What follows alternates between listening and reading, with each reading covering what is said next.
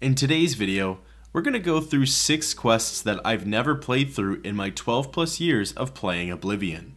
For one reason or another, these quests were never on my radar. Some of these are certainly a little more iconic and fleshed out quests, while others are shorter, simpler, and maybe fall into the background a little bit more. Some are thought-provoking quests, while others are brain-dead fun for lack of the better term. We begin our first quest, A Brush with Death, in the city of Shadenhall. Wandering through the streets with a fame point of at least 1, we might hear some rumors surrounding the disappearance of someone by the name of Ryth Lythandis. We also hear that his wife, Tivella Lythandis, is worried sick for Ryth and is turning the city inside out to find him. In this case, I did not hear those rumors, so instead, I traveled straight to her house to speak with her. The conversation went like this. I'm Tivella Lythandis. I apologize that I can't give you the respect a guest in my home would normally receive, but I am at my wit's end. I'm sorry to be so forward, but I desperately need your help. It seems that my husband, Ryth, has gone missing, and I just don't know what to do. Yes, my husband is the Ryth Lythandis. Have you heard of him? You haven't? That's strange. Ryth is known far and wide as one of the best painters in all Cyrodiil. His specialty is setting the great forest to canvas. The paintings look so amazingly real that some say they can see the trees sway in the breeze. That's just a silly notion, of course, but it just goes to show the attention to detail Ryth uses when he paints. Yes, Ryth likes to work in his studio with the door locked, so no one can disturb him. He usually comes out to eat dinner and sleep, but 2 days ago he didn't come out at all. At first I wasn't worried. He does that occasionally. But when he didn't come out for a full day, I unlocked the studio with a key he said to use only in emergencies. It turned out he wasn't inside. I'm sure he never left that room, so I have no idea where he's gone. Please help me find Ryth. I love him dearly, and I'm so worried. Oh, thank you so very much. Here's the key to Ryth's studio. You may come and go as you please. If you need me, I'll be around the house. Do hurry, I miss my love so much. We're given the key to Ryth's painting studio and we enter inside. Of course, Ryth is nowhere to be found and his station is particularly messy. We look around and nothing is out of the ordinary. Finally, we notice that the painting, which is front and center, can be activated and reads "Unusual painting to the painted world." We activate it and get teleported inside. Whilst here, we see a dark elf who approaches us. Where did you come from? You look real enough. You must be from the outside. Oh, thank goodness someone finally came. While I'm overjoyed to see a friendly face, I'm afraid I have some bad news for you. You're stuck here like I am. Sorry to break it to you like that, but if it wasn't for that annoying thief, we wouldn't be in this predicament. I was in my studio when a Bosmer wearing dark clothing accosted me. Before I could call for help, he knocked me unconscious. When I came to, I found that the door to my studio was still locked and that the thief had snatched my paintbrush. That's when I saw it. There was something on the canvas of my painting that I hadn't put there. It looked somewhat like a troll, but it was badly done. Then it hit me. The Bosmer must have leapt into the painting, then painted guardians inside to protect himself using the brush of true paint. I knew the secret of my success would be revealed one day. I can tell you all about the brush if you like. Very well. The brush showed up several years ago in the possession of an artist who was serving in the Arnesian War of 396. It seems an errant fireball had exploded next to him, and he lost the use of both arms. He was a stubborn man who didn't want to give up his talent.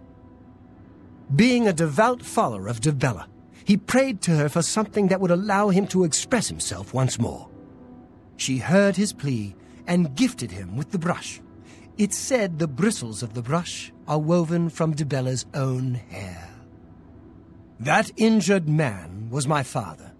He passed the brush on to me, and I intend to pass it along to my kin one day. Did you want to know how it works? The brush allows the artist to paint from within a canvas. It opens a portal into which the artist may enter to paint things life-sized. All the painter has to do is have the brush in his possession, and whatever he imagines appears in the canvas. Of course, I like to wave it around anyway. It makes me feel more like a legitimate painter. I guess it all doesn't matter now. Unless you can defeat those painted trolls, we have no chance of getting the brush back. The trolls that the thief painted seem to have turned on their creator and killed him. He didn't know the brush had its risks. The creatures are now loose all over the forest, and in the clearing where I was still working. The brush is on the body of the Bosmer thief there. I will not be able to help you. I am not a warrior. But take these bottles of turpentine. They might help. Do be careful. I'll have to remember to remove the trolls from my painting before I complete this piece. We're now tasked with reaching the Bosmer thief's body and retrieving the magical brush of true paint. Ryth gives us 6 bottles of turpentine.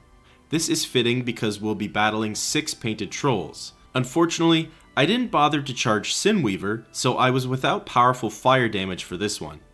All of the trolls have the same combat and health stats. They look like regular trolls, but their textures were made to look like paint strokes. The turpentine gets equipped to our weapon of choice and deals 50 damage to the trolls. This was a major help as it dropped their HP down to about half on the first strike. From here, we just swung away with Sinweaver until the trolls dropped dead. They fight like most other trolls. The best technique I found was to stay far enough away out of their reach and get a swing or two off in between their movements. However, sometimes I got greedy, my character would stagger, and the trolls would combo my health down in great chunks. I found the painted world itself to be very pretty with its colors and unique designs. That's probably a funny thing to comment on though, as it really is just a lack of sharp and refined details. Soon, we killed all of the painted trolls and arrived at the body of the Bosmer thief. Looting his body, he has the brush of true paint. This is where I found out that we can actually take a shortcut by scaling the rocky terrain. This literally leads right back to Ryth. While I didn't see if it was achievable to take the shortcut from the other side in the very beginning, I'm sure it likely was. Anyways, returning to Ryth, he had this to say. Good work. Now I can paint the portal home. After it's complete, you must go first, or else you'd be stuck in here forever. Ryth then walks away and waves the brush of true paint around. The nearby area glows green, and soon, a painting of the real world pops up and we get a journal update. We go through the painting and are now teleported back to Ryth's studio. Instantly, Ryth leaves the studio and goes into the other room to speak with Tavella. Tavella! Ryth, oh my love, you're home safe. I was so afraid. If it wasn't for my friend here, you'd be right. Come, you must need food and rest.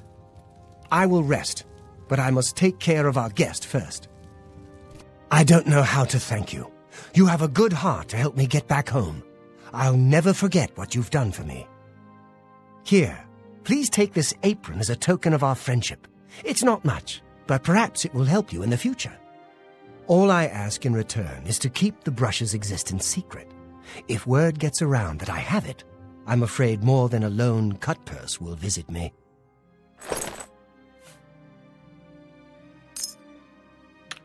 Ryth then gives us an article of clothing called Apron of Adroitness. I really never thought of wearing an apron in this game, so I thought this was pretty neat. Speaking with Tavella again, she doesn't have much other dialogue to offer us, and Ryth simply goes back to his studio and continues painting.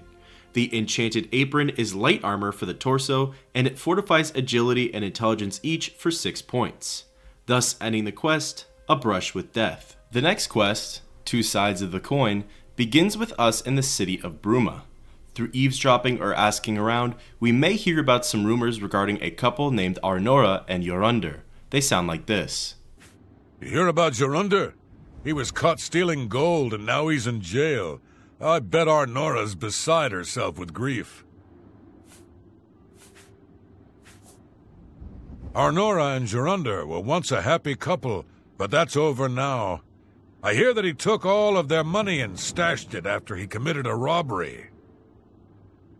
He was going to skip town on Arnora, but got arrested before making good on his escape. Now she has no money left at all, poor thing. This is when the quest officially gets added to our journal, and we're now led over to Arnora's house to speak with her. Entering inside her house and engaging in conversation sounds like this. Can't you see that I'm upset? Our affairs are none of your business. I don't know who you are, and you think I'm going to talk to you about my ex-lover? Arnora doesn't want to divulge any details to us. We toss a few septims her way to grease her up and try again.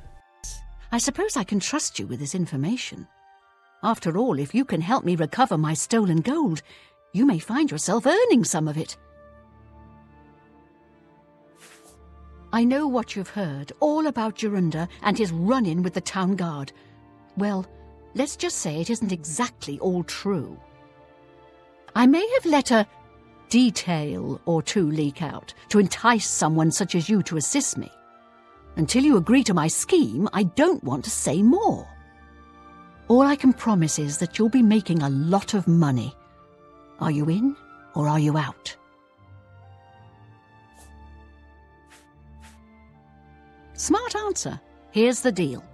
Yorunder and I have had a rocky relationship at best. Against my will, I've been dragged all over Cyrodiil helping him commit petty crimes. I wouldn't say we're thieves. I mean, we've stolen things, sure. But we've never stolen that much at one time. Just enough to keep us going. That is until last year. Yorunder started to take risks and began robbing more dangerous targets. Not just lone merchants, mind you. I'm talking about the bigger scores, like estates and tax shipments. I begged him to stop, as I knew that his capers would one day lead to violence. He just threatened to hurt me if I got in his way. I think the gold changed him, I really do. He wasn't the man I met 7 years ago. The few times I tried to say something, he'd strike me or push me away. I began to become frightened of him. Our last score was a tax shipment being delivered to the Imperial City. We robbed it, and in the midst of the chaos, Yorunder killed a guard. I was mortified. We snatched up the gold and holed up in the mountains. He said if I breathed a word of the murder to anyone, he'd kill me. I was terrified of him at this point. 2 days later, the Bruma City Guard traced us to our makeshift campsite. I was off gathering food, but Yorunder was captured. Served him right. When I went back to the site later, the gold was gone. He'd moved it. What I need you to do is go to the Bruma Castle dungeons and speak to him for me. Convince him to tell you where the gold is, and then we split it. Here's a quick summary of what Arnora said. She jumbled some of the details about Yorunder's incarceration so someone like us would come along. We had to agree to be a part of her scheme ahead of time before even knowing it. Her and Yorunder used to rob and steal small items and small amounts of gold. Yorunder got bold and the two of them started robbing and thieving bigger game. One day, Yorunder accidentally killed someone during the crime and the two of them fled in hiding. A few days later, the guards captured Yorunder, but Arnora managed to evade them. However, Yorunder moved their plunder right before the capture. So now, Arnora wants us to go to the castle dungeons and persuade Yorunder to tell us where the treasure cache is hidden. If we succeed, we'll split it 50-50. Excuse me, I'm on duty. What a bother. Don't be too long about it, I got to stay with you, so there isn't any funny business. We head to the dungeons and find Yorunder. Speaking to him went like this. I don't know who you are, nor do I care. All I know is that I want you to leave. I'm not talking to you about anything. You're an outsider. I bet you're trying to trick me into telling something and the guards put you up to it. That fetcher of a guard, Terrellius, is always trying to be sneaky. Well, you can forget it. Tell him it isn't going to work. He doesn't trust us and thinks the guards put us up to this. Apparently, a guard by the name of Terrellius has been poking around and asking questions about the gold.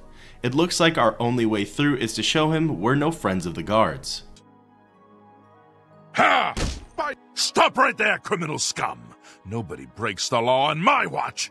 I'm confiscating your stolen goods. Now pay your fine, or it's off to jail.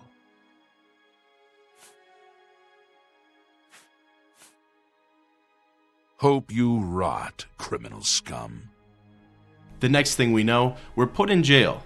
More importantly, we're sharing a cell with Eurunder. Before we get to talk to him, this dialogue happens between him and the guard Terrellius. You've got nothing to lose, so why not just tell me and save us both a heap of trouble? Yeah, sure. And I suppose I just end up rotting while you spend it all? Forget it. You're gonna end up rotting here anyway, you idiot. Look, you horse's ass. I never trusted city guardsmen. Never. So I'm definitely not gonna start trusting you, Terrellius. Suit yourself. Enjoy your stay. Terrellius is definitely poking around like Eurunder said. Now we finally get to speak with him. By the way the guards tossed you in here, I can see you're no friend of theirs. I suppose I can trust you. In fact, maybe you can help me with a bit of a problem, and make some money for yourself in the process. I'm in here for the long haul. They got me for murder, even though I didn't do it. And once the Count makes a ruling, there's no way it's changing. I owe all of this to that heartless, treacherous witch, Arnora. You want to know what happened? I'll tell you. I was betrayed, stabbed in the back. I'm in here and Arnora's out there, living in my house.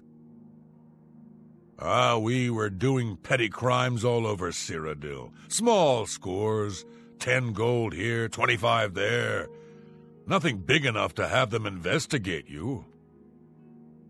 Then along comes Arnora with a plan to waylay a tax shipment headed for the Imperial City.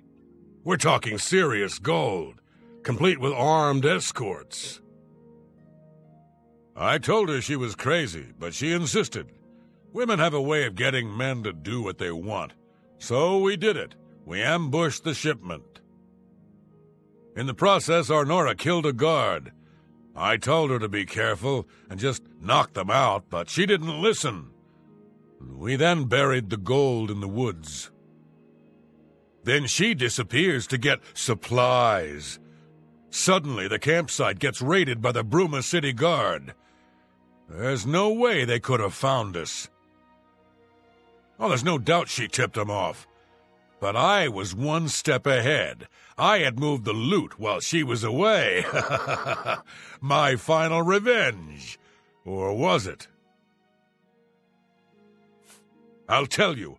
I want Arnora dead. That's right, I said dead. She took my life away, and now I want hers taken as well. You do this for me, and you get the gold. All of it. All I need is proof is that damn amulet she always wears. Show that to me, and the money's yours. You want the gold? You bring me Arnora's amulet after she's dead. Speaking with Eurunder, he tells us roughly the same story that Arnora told us, but the details are flipped. Apparently, Arnora was the one in over her head, impulsive, and dangerous, but most importantly, she was the one who murdered someone. Apparently, she even brought over the city guards to frame Eurunder for the murder and have him take all the heat for the robberies. Eurunder tells us that he wants us to kill her in exchange for the gold's location. The proof we need to show him is the amulet in which she wears. At this point, I was thinking long and hard on who to believe and what to do. I'll reveal how I feel now after the fact in just a bit, but I was really stumped while doing this quest. However, I was leaning more towards believing Eurunder. There was something about him mentioning that she lives in his house while he rots in jail that just didn't sit right with me. We entered inside of Arnora's house, and I decided to talk to her first before doing anything else. So, were you able to find out about the gold or not? So he told you another one of his tall tales. I hope you didn't believe him. What's he got in store for me? He sent you to kill me, is that it? What if there was another way? What if he thought I was dead, but I wasn't? Then he'd tell you the location of the gold. What did he need as proof? That fetcher. He knows this is the only heirloom I have left from my family. Only he would stoop so low.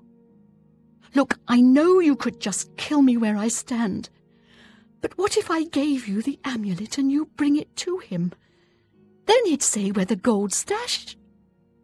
You kill me here and now, and as far as the town guard is concerned, it's a crime. So you make your choice. You want to do it my way, or Jorunder's? I knew you'd make the smarter decision. Good. Here's the key to the chest by my bed. Inside you'll find the amulet Jorunder wants. Take my amulet to him. Get the gold and bring half of it back here to me.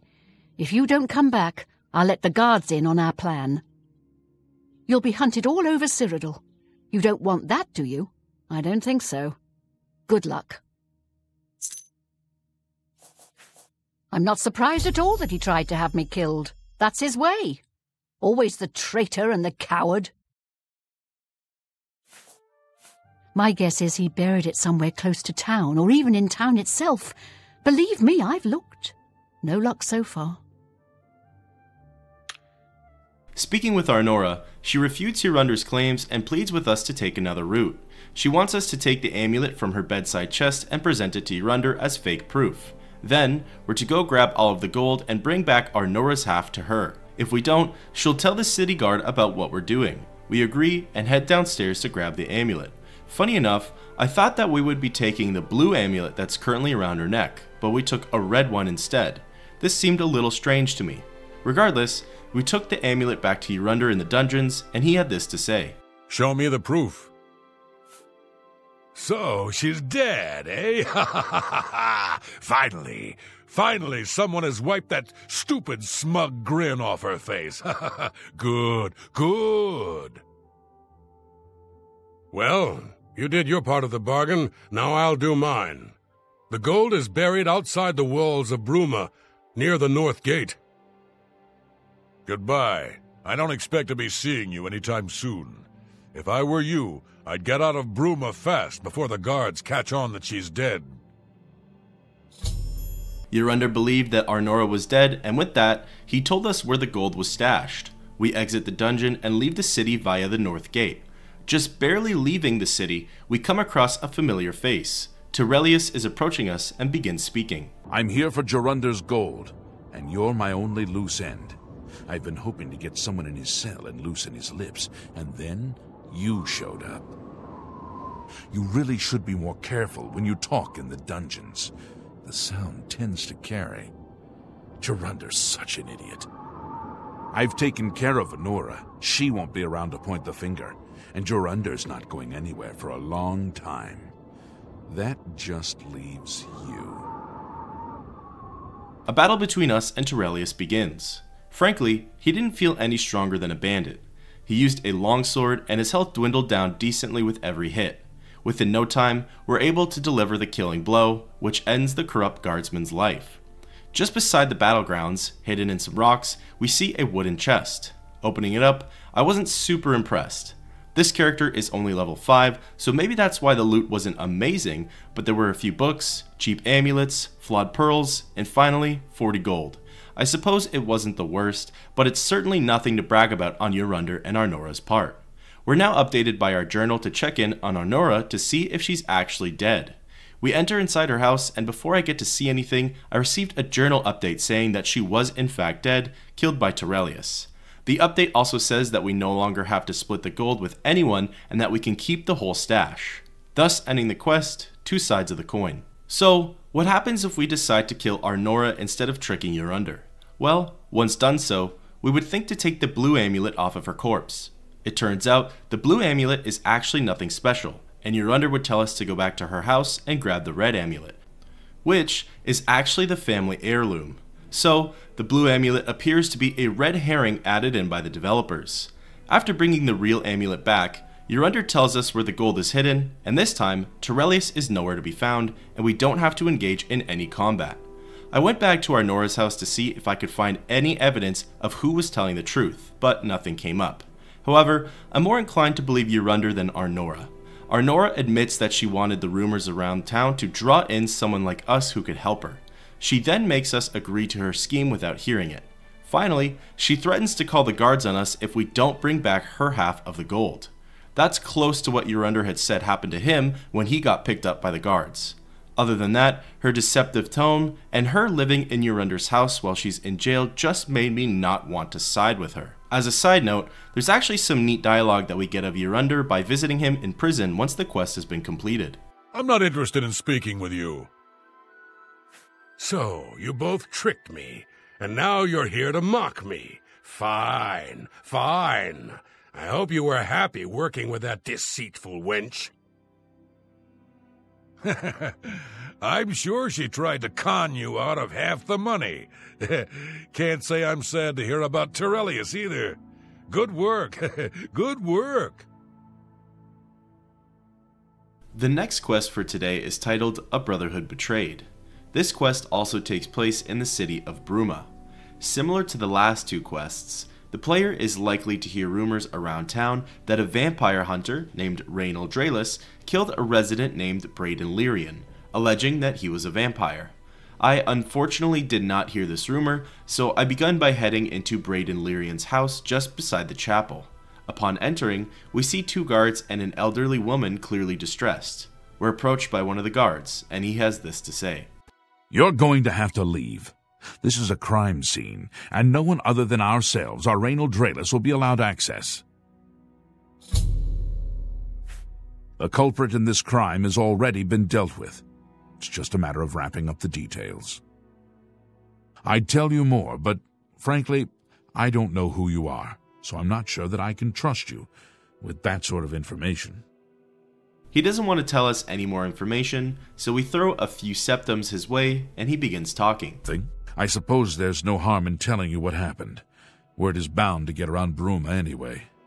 Turns out that Braden Lyrian is a vampire. Or was. If it wasn't for Raynal Draelis, we may never have uncovered the truth. Let me explain. In the last week or so, we've found 2 bodies stashed in shallow graves outside the city walls. The bodies had puncture wounds on their necks. The bodies were those of some beggars who used to wander the streets looking for handouts. Vampire probably thought no one would miss them. Luckily for us, Raynal arrived in town. He said he was a vampire hunter, so we asked for his help. He tracked the vampire to this house. When he entered the place around noon, Braden was sleeping. He was able to slay him at that point. Luckily, Braden's wife wasn't home. Poor thing. She didn't even know her husband was infected. We did a follow-up investigation, and it's true that no one recollects seeing Braden out in the daylight. He's only been spotted at night. I'm afraid there's not much more to tell you, so you can see we really don't need any help, but thanks for the offer. As far as I know, he was a good man. I never saw this coming.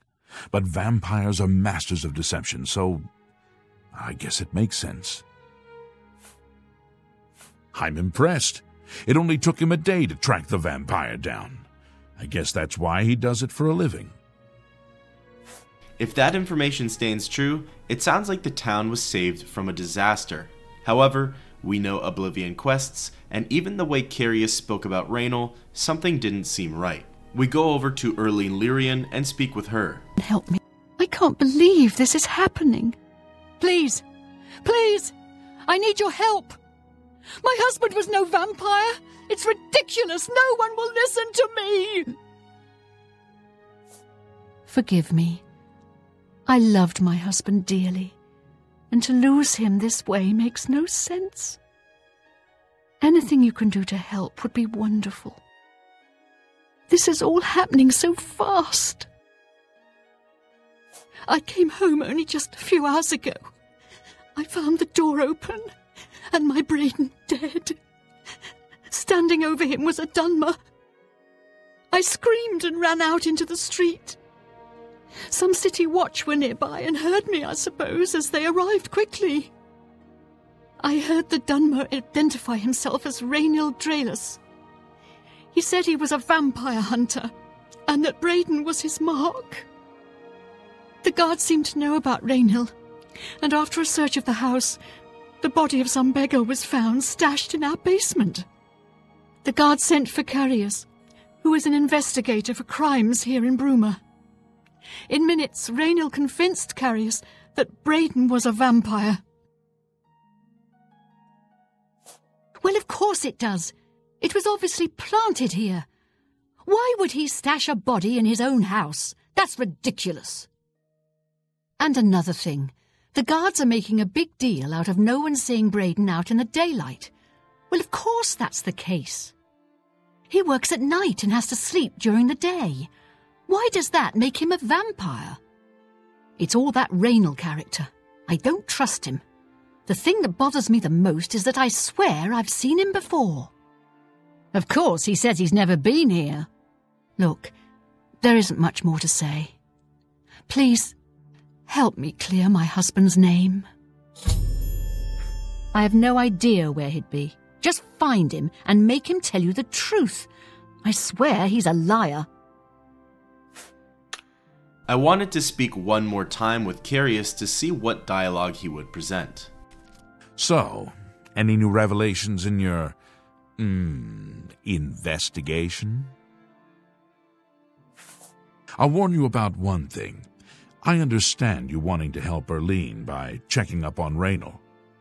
We have it on good authority from officials in a neighboring city that Rainiel is what he says he is. So I'm not sure what you're trying to prove. I am only allowing you to do this investigation, and I use that term very loosely, because Erlene is so distraught. I'm sure Erlene is very upset. She'll be safe, though. Rainiel has confirmed with us that she isn't infected. Her accusations that Rainiel is lying is not surprising. At this point, she's so upset that she'll say anything to deny what really happened. I suppose if I found out a loved one was something as horrid as a vampire, I'd find any excuse not to believe it either. Everyone thinks Erlene has been saved and spared by her now dead monster of a husband. However, she seems dead set on the notion that he was just an ordinary man and not a vampire. Braden was only seen in the nighttime because that's when he worked. Unfortunately, the bodies in graves and the body in the basement are a bad look for Braden. The journal tells us for our investigation that we should speak with local merchants and innkeepers to get more information on Rainiel. This is unfortunately where I encountered what felt like a bug. I went over to Olav's Tap and Tack. Speaking with Olav, he had this to say. What can I do for you today? I know I may be out of line by saying this, but I think the city guards may be wrong. It's hard to imagine Braden was a vampire. I could have sworn I saw him outside in the daylight before. Unless he just got that disease very recently, I'd say they were mistaken. When I heard Rainiel killed him, I didn't know what to think. But after your visit here, I'm beginning to wonder. I usually don't give out that kind of information, especially to people I don't know. Normally, I don't bother with the persuasion game, but this time I tried it. I did okay, but just decided to max out the rest of Olav's disposition with gold. However, Olav still wouldn't tell me anything about Rainiel. I spoke with other merchants who just told me to go back to Olav's. I reloaded saves to see if I should have skipped the game and went straight for the bribes, but it also didn't work. I had to look up what was going on, and it said what I was encountering was an issue with my speechcraft skill level. While that could have been true, I didn't feel like leveling it up for the sake of this quest. I also read my only other option was to get the key from Olav for Rainiel's room, whether by killing him or stealing it. I tried to steal it multiple times and always got caught. Waiting around, I even got visited by a certain someone, but I won't foreshadow anything. I tested the waters with attacking Olav, and he ran through some locked doors. I thought this might yield some results, but it did not. Finally, I was at my wit's end and figured my best option was to kill him and take the key. However, thankfully, I tried to pickpocket him one more time, and it worked. I snagged the key and ran upstairs to Raynol's rented room. Inside, tucked away behind one of the dressers, we found a journal belonging to someone named Geliborn. Picking it up and reading it, it details that Raynol, Braden, and this Geliborn actually knew each other. The three of them were seemingly a group of treasure hunters. This journal specifically details their adventure through an alien ruin and the discovery of an artifact. They hid this artifact not far from Bruma inside of a cave. A custom chest was made and 3 keys were crafted for the lock. Each member would get a key, meaning all 3 treasure hunters would have to be present to open the chest and remove the artifact, or, at the very least, all 3 keys would need to be present. We spoke with Olav one more time to ask him about this Geliborn. Hello! What can I do? Geliborn? That's odd that you should mention that name. Raynol told me that he was the last vampire he hunted. Yeah, that's right. Somewhere in Skingrad, I believe. He said he tracked Geliborn down and killed him. That's apparently why the guards trust him so readily. They had gotten word from Skingrad's City Watch about Raynil and his so-called accomplishment. And nothing else I can tell you about him. He comes and goes and doesn't... It now all makes sense. Raynil killed the other 2 members of the Brotherhood for their keys to the chest containing the artifact. He framed both men as vampires. He killed other citizens as well and made it look like they died due to their blood being drained. Raynil even went as far as stashing bodies in the other members' houses to stack the evidence against them. At this point, he more than likely has all 3 keys to the chest that holds the artifact. Right away, we head back to Braden's house in order to speak with Carius. So, any new revelations in your, investigation? How do you know about that? Oh, too many people don't know how to keep quiet about official matters. Very well. The Skingrad City Watch informed us that Geliborn was killed by Raynil not too long ago. Geliborn was a vampire as well, obviously. What do you mean you disagree? That's a bold statement. What proof do you have that Geliborn was not a vampire? I don't know what to say. It all makes perfect sense now. Why else would Raynil have removed this journal from the crime scene in Skingrad? I heard no mention of a key either. It must have been removed by Raynil from Braden's body before we arrived. To think that 2 innocent men were killed, and that I'm responsible for one of their deaths, I'm speechless. I will rouse the guard and begin a search for him in the city. Meet me at Olav's Tap and Tack in 1 hour. Excuse me. Carius has now been alerted to the schemes and crimes of Raynil Draelis. We're to meet him at Olav's Tap and Tack in an hour. We wait for 60 minutes and head inside of the inn to speak again with Carius. Just before I arrived here, I received a report from one of our scouts watching the roads. Raynil was spotted heading west out of Bruma. The scout tried to follow, but lost him in the mountains. The only cave to the west that comes close to the one described in Geliborn's journal is Boreal Stone Cave. That must be where he's headed. You must get there before he acquires whatever artifact is being kept there and makes his escape.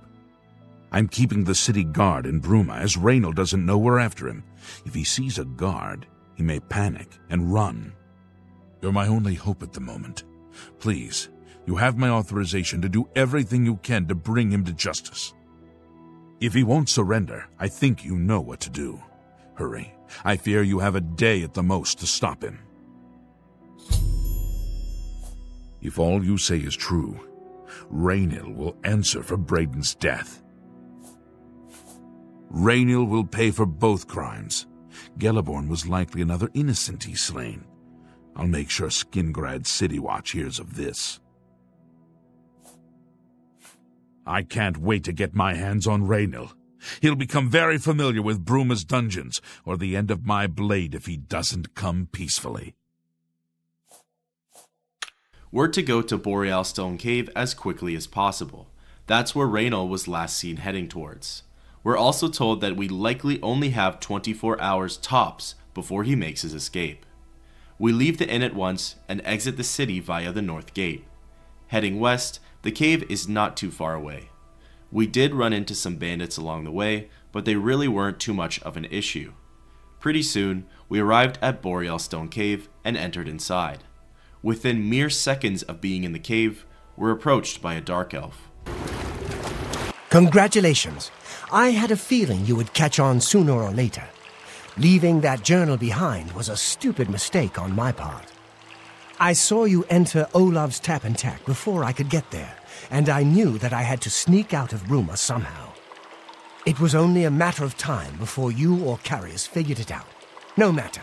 After I've killed you, I won't need my vampire hunter ruse any longer. Certainly not. I'm surprised Carius didn't send the entire city watch up here, but then I would have seen that coming, I suppose. I expected to lay low for a while and then be on my way. So again, I underestimated you. This leaves me with little choice. Either I fight you now and have a chance at freedom, or I surrender and rot in a city dungeon. I prefer the chance for freedom. Yes, I suppose it is. Well then, we've talked enough. Only one of us will walk out of here alive this day. Good luck. A battle now ensues between us and Raynil. He was not very difficult to defeat. He didn't hit very hard, and his defense and health were no match for Sinweaver. Within moments, Raynil was struck down, ending his life. We now receive a journal update. We pick up all 3 keys off of Raynil's body and look inside the chest. Our journal notes that the amulet inside is particularly ordinary and doesn't seem very special. We pick it up and leave the cave. We fast travel back to Bruma and head over to Braden's house to speak with Erlene once more. What news do you bring? I knew I'd recognise Raynil. I think when I first met Braden many years ago, he introduced me to him. They were part of some sort of brotherhood. They would roam Cyrodiil in search of legendary treasures and the like. The only reason he stopped doing that is because we got married and he wanted to settle down. I'm afraid, thanks to Raynil, that time is lost. Long ago, I made a promise to Braden. I promised to never reveal to anyone what I'm about to reveal to you now. However, because you've avenged his unjust death, I feel that Braden would understand why I'm breaking that pact. Braden told me about this amulet when they first brought it home from whatever distant land it came from. He never really trusted anyone else in the group, and before he secured the treasure in that cave, he had a special enchantment placed upon it. The magic masks the true identity of the item. All it takes is a simple command word, and the amulet would be restored to its true state. No, he always feared this day would come. He left me knowledge of that word in the event that he died, and I came into possession of the keys. If the other members of Braden's group were still alive, and I on my deathbed, only then would I pass the knowledge on to them. If you'd give me that amulet, I would like to show you what you've recovered. Thank you. I will now speak the word brotherhood. Here is the amulet back. It's as beautiful as it was the day I remember seeing it long ago. I want you to keep it, as I have no use for this anymore. I'm certain that's what I want, and I'm certain that's what Braden would want. I thank you from the bottom of my heart. I hope that the amulet helps keep you safe on whatever roads you may travel. I'm glad he's dead. I know that's a horrible thing to say, but I think you understand. Erlene has handed us the amulet back, which actually turns out to be named Phylactery of Litheness. which has a leveled enchantment of Fortify Speed, thus ending the quest, A Brotherhood Betrayed. Running into Olaf and Carius again, they both have some dialogue to say after the quest is over. I'm glad that scum got what he deserved. Good riddance. Sir? You did what had to be done. There should be no regrets or doubts in your mind about it. Raynal was an evil Dunmer, and he deserved that fate. In your absence, I dispatched a runner to Skingrad to let them know they needed to clear Gelliborn's name for the record books. Like Braden, I think he deserves to have his name clear of wrongdoing. Although we can't go back and undo what's been done, I feel justice has been served and Braden's soul may rest with ease. One thing I wish I'd have done in this quest is check out the body in the basement of Braden's house. At the time, I didn't think to do it, and while it wasn't a necessary step, it certainly would have been interesting to see firsthand. I also got to thinking that while what Raynal did was horrible and awful, Braden went behind their backs and put an enchantment of protection on the amulet that only he could take off. He did it because he couldn't trust the other two, which was fair and now justified, but it certainly wasn't an action done from the goodness of his own heart. He tampered with the artifact, and I don't really think he should be held high on a pedestal.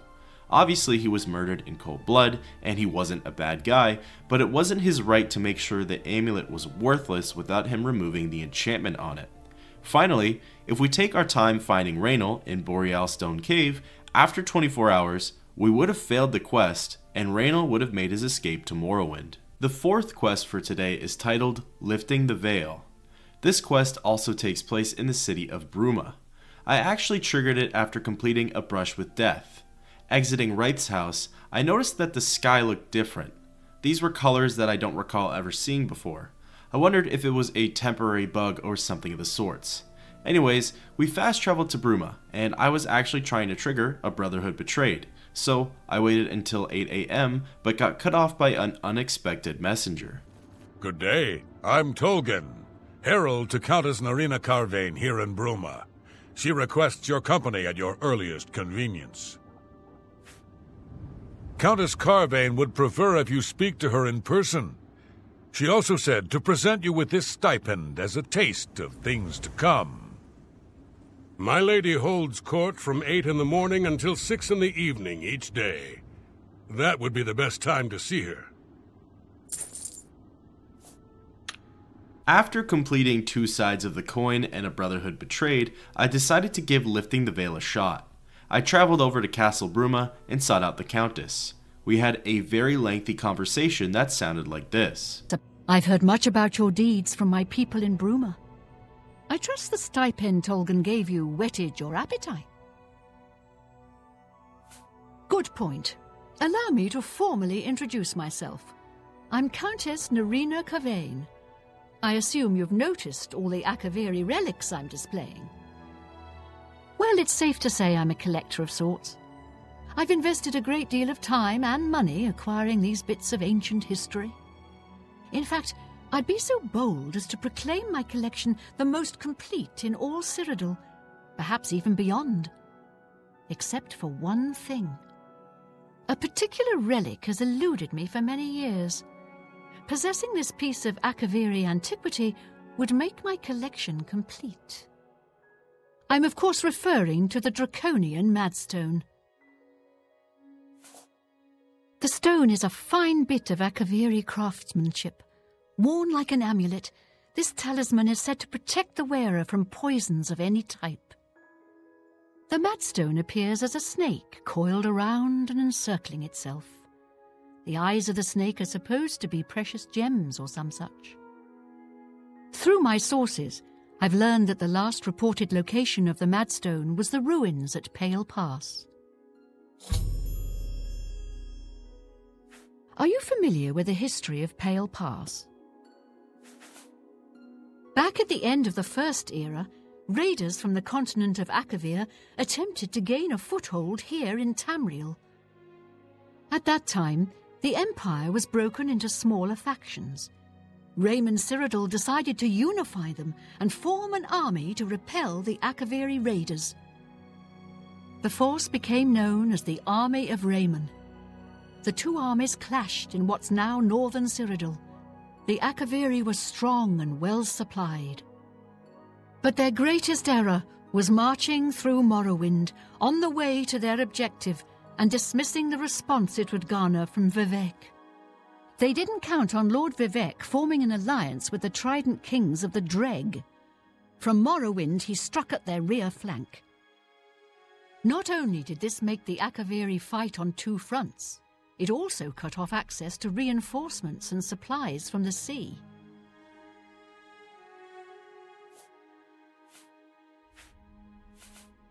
Not quite.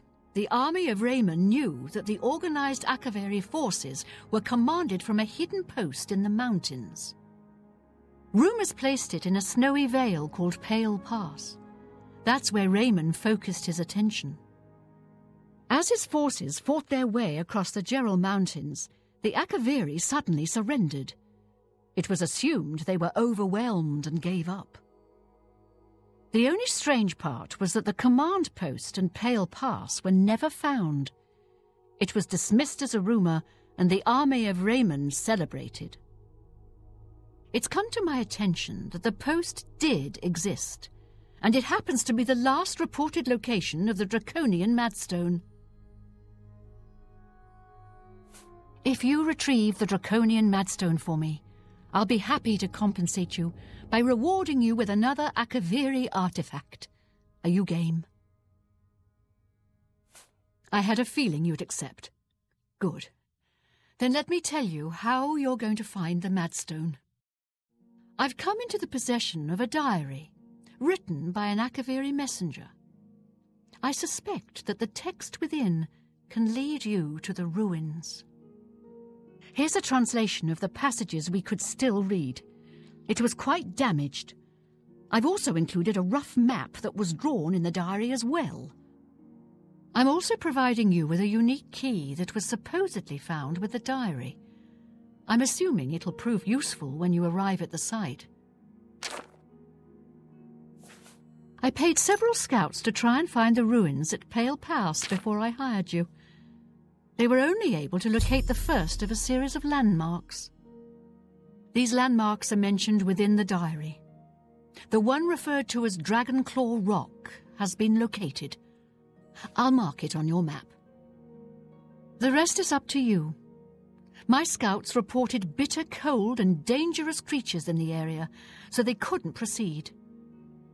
Be cautious and return home soon. Good luck. The Madstone awaits, and so does your reward if you retrieve it. The messenger's diary will make a nice companion to the Madstone in my collection. I thought that was actually a fairly interesting lore lesson. We're given the transcribed messenger's diary, and the Countess marks the first waypoint on our map. We fast traveled to the stables, mounted our paint horse, and began riding northeast. Eventually, we arrived at Dragonclaw Rock, and the journal said it was time to read the diary. Apparently, none of the Countess's scouts were able to make it past this point. The diary is split into several different entries. The second and third entry are what we need to read. The second entry details the messenger's arrival at Dragonclaw Rock. From here, they headed west. The third entry then details that the next waypoint is a statue of the Sentinel facing north. We ride off east with the horse for a short distance and quickly come upon the Sentinel statue. Here, we face down two imps lingering around the area. We have no troubles defeating them. The journal updates and tells us to read the diary again. Reading the third and fourth entry, the diary tells us that the messenger headed north. Eventually, they came across something called the Portal to the Serpent's Trail, and went inside of it. By continuing north for a short distance, we come across more imps. After killing them, we will see a cave with a fancy door that seems out of place. This is the cave called the Serpent's Trail, in which the messenger went into. How the Countess's scouts couldn't figure this out is beyond me, but we head inside. The Serpent's Trail mainly consists of small and narrow passageways. It served as some form of a tunnel system. Venturing through, We're met with a few rats in which we easily kill. I decided to read the rest of the entries to see what we were doing in here. Apparently, the messenger was gravely wounded from their travels. They came across some more enemies in here as well. They're described as brutish, huge, and strong. They killed a companion the messenger was traveling with by cleaving their head clean off. These enemies are further described as ugly man-like creatures, capable of hurling boulders. One of them managed to crush the messenger's spine, and this is now their tomb. Knowing full well that the creatures described are ogres, we continue onwards. We actually happen across the skeleton of the dead messenger.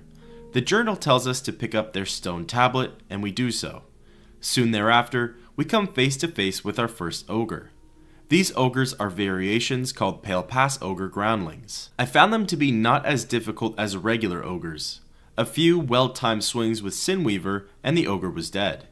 We were soon met with another ogre, and it too fell to our sword. Along the way, we encountered other enemies, like imps, rats, and wolves. These were really of no concern compared to the ogres though. After killing 4 of the ogres and a few animals and beasts, we were at the exit of the Serpent's Trail. On the other side, we found ourselves at the legendary, long-lost Pale Pass. This area was thought to be myth by many historians, and even of those who lived through the times of Raymond Cyrodiil. We walk along the path and encounter roughly half a dozen or so more ogres. After defeating them and walking more, we finally arrive at the ruins of Fort Pale Pass. Entering inside, the fort has an aroma and haunting feel to it. We're quickly met with our first enemy, which is an undead Akaviri soldier. These are skeletons that wield a ruined Akaviri katana and a ruined Akaviri shield. These are the main enemies that we face in these ruins. They're not particularly challenging, but they were decent at blocking our attacks and knew the right time to strike. Where it did become a little worrisome, however, was facing multiple at once, as it became harder to time our blocks, and if we struck at the wrong time, our character would stagger, presenting an opportunity for a flurry of attacks against us. There are 5 zones in total to this fort. There were several different booby traps set up throughout the fort in each zone. In Zone 4, we finally came across the spirit of the Akaviri commander. You have made a long and perilous journey, but there is no time to rest. The army of Raymond is at our doorstep, and our supplies have dwindled. We have awaited your arrival. Tell us, what news do you bring from Akavir?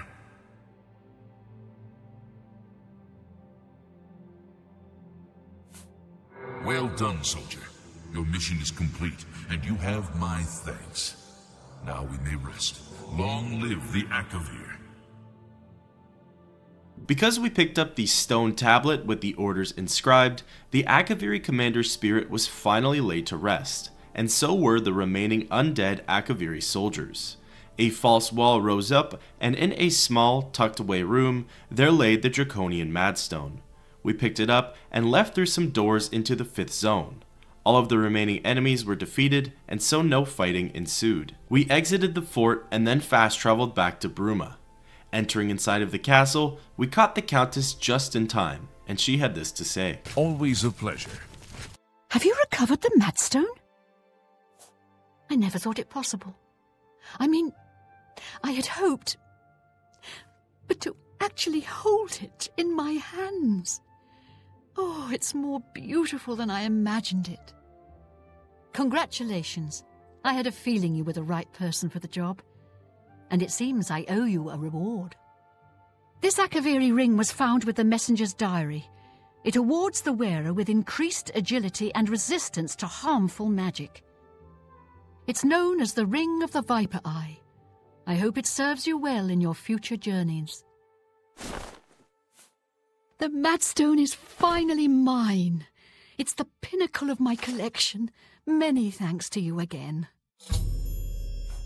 With the information you have given me about Pale Pass, it could take scholars many years to amend the history books. We handed the Akaviri artifacts over to the Countess, including the Draconian Madstone, and she handed us our reward, which was an enchanted ring called Ring of the Viper Eye, which fortifies our agility and adds a small resistance to magicka. thus ending the quest, lifting the veil. The 5th quest for today is titled Raid on Greyland. This quest is actually pretty short.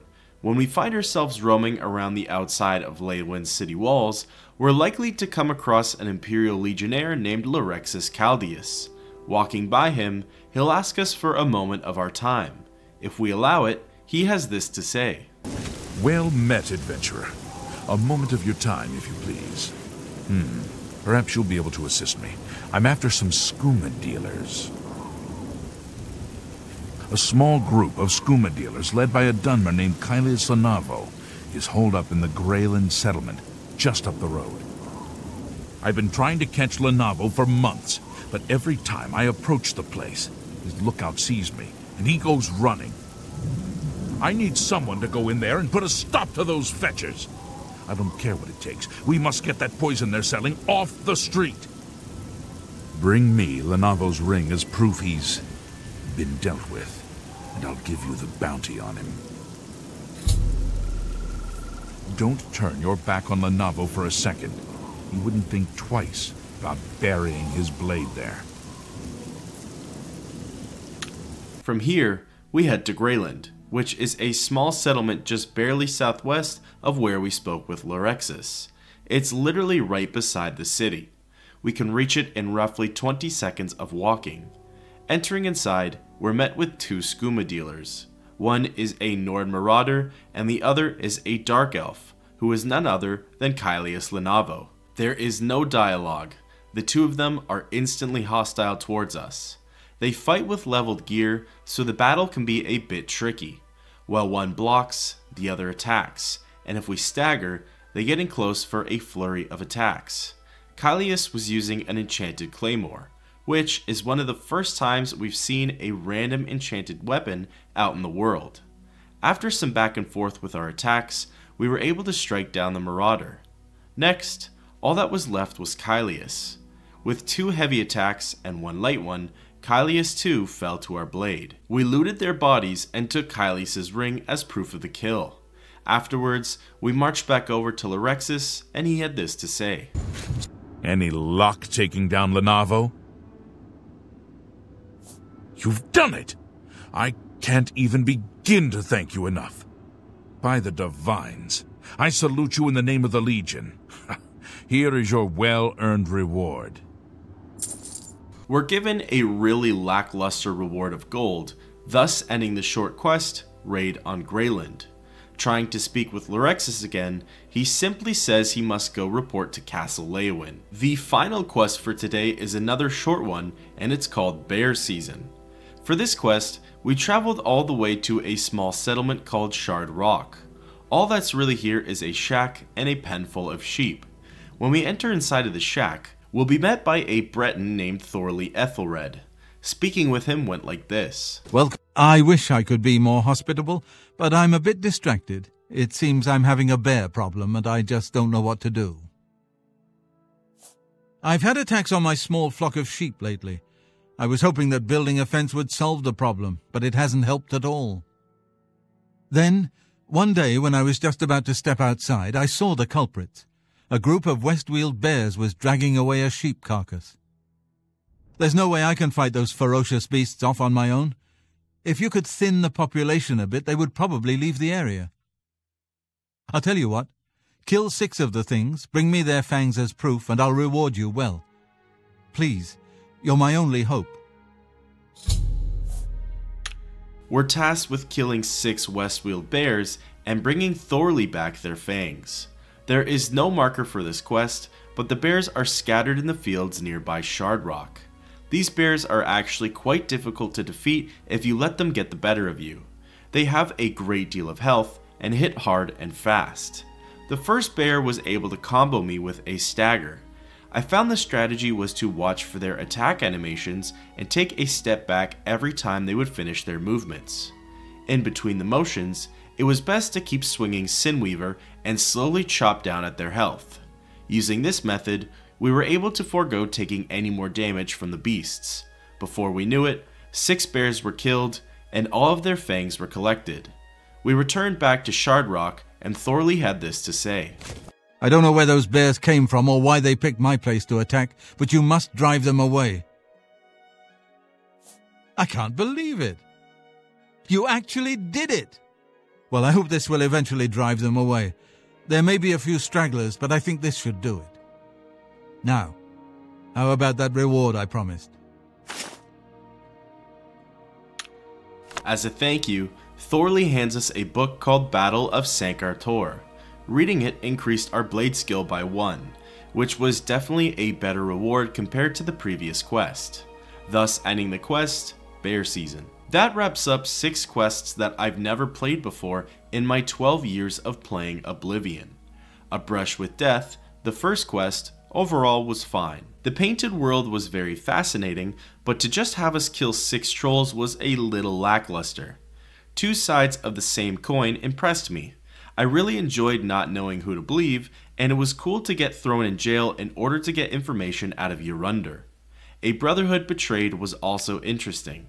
Not being able to receive the information from Olav was a bit frustrating, but there was a workaround, so it was fine. Lifting the Veil was a more fun quest than I thought it would be. I expected a simple fetch quest. And although it was a fetch quest, it was interesting to have us use Dead Reckoning skills to find the hidden pass. It was also really neat how, according to the in-game lore, our accomplishments would rewrite the history books. Raid on Greyland was shorter than I expected. I think I would have enjoyed some dialogue from Kylius, but other than that, it too was fine. Bear Season surprised me with how tough the bears were to defeat. Maybe it was a skill issue, but those were some hardy bears. Until next time everyone, keep on adventuring.